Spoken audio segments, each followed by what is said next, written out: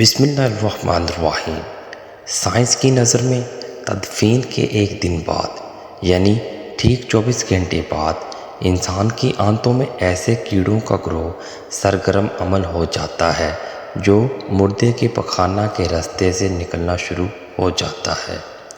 ساتھ ناقابل برداشت بدبو پھیلنا شروع ہو جاتی ہے جو کہ دراصل اپنے ہم پیشہ کیڑوں کو دعوت دیتے ہیں۔ یہ اعلان ہوتے ہی بچھو اور تمام کیڑے مکوڑے انسان کے جسم کی طرف حرکت کرنا شروع کر دیتے ہیں اور انسان کا گوشت کھانا شروع کر دیتے ہیں۔ تدفین کے 3 دن بعد سب سے پہلے ناک کی حالت تبدیل ہونا شروع ہو جاتی ہے۔ 6 دن بعد ناخن گرنا شروع ہو جاتے ہیں۔ 9 دن کے بعد بال گرنا شروع ہو جاتے ہیں اور اسی طرح انسان کے جسم پر کوئی بال نہیں رہتا اور پیٹ پھولنا شروع ہو جاتا ہے۔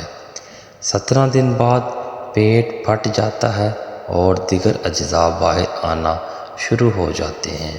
60 دن بعد مردے کے جسم سے سارا گوشت ختم ہو جاتا ہے۔ انسان کے جسم پر بوٹی کا ایک ٹکڑا باقی نہیں رہتا۔ 90 دن بعد تمام ہڈیاں ایک دوسرے سے جدا ہونا شروع ہو جاتی ہیں۔ 1 سال بعد ہڈیاں بوسیدہ ہو جاتی ہیں اور بالآخر جس انسان کو دفنایا گیا تھا اس کا وجود ختم ہو جاتا ہے۔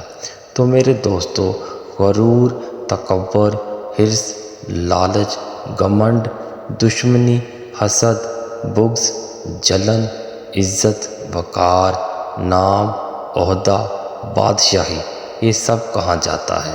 سب کچھ خاک میں مل جاتا ہے۔ انسان کی حیثیت ہی کیا ہے؟ مٹی سے بنا ہے، مٹی میں دفن ہو کر مٹی ہو جاتا ہے۔ 5 یا 6 فٹ کا انسان قبر میں جا کے بے نام و نشان ہو جاتا ہے۔ دنیا میں اکڑ کر چلنے والا، اپنے آپ کو طاقتور سمجھنے والا، دوسروں کو حقیر سمجھنے والا، دنیا پر حکومت کرنے والا، قبر میں آتے ہی اس کی حیثیت صرف مٹی رہ جاتی ہے۔ لہٰذا انسان کو اپنی ابدی اور ہمیشہ کی زندگی کو خوبصورت اور پرسکون بنانے کے لیے ہر لمحہ فکر کرنی چاہیے، اللہ کو یاد کرنا چاہیے، ہر نیک عمل اور عبادت میں اخلاص پیدا کرنا چاہیے اور اس کے علاوہ خاتمہ بالخیر کی دعا کرنی چاہیے۔ اللہ تعالیٰ مجھے اور آپ سب کو عمل کی توفیق عطا فرمائے۔ ویڈیو کو لائک اینڈ شیئر کر دیں، چینل کو سبسکرائب کر دیں۔ اللہ نے کے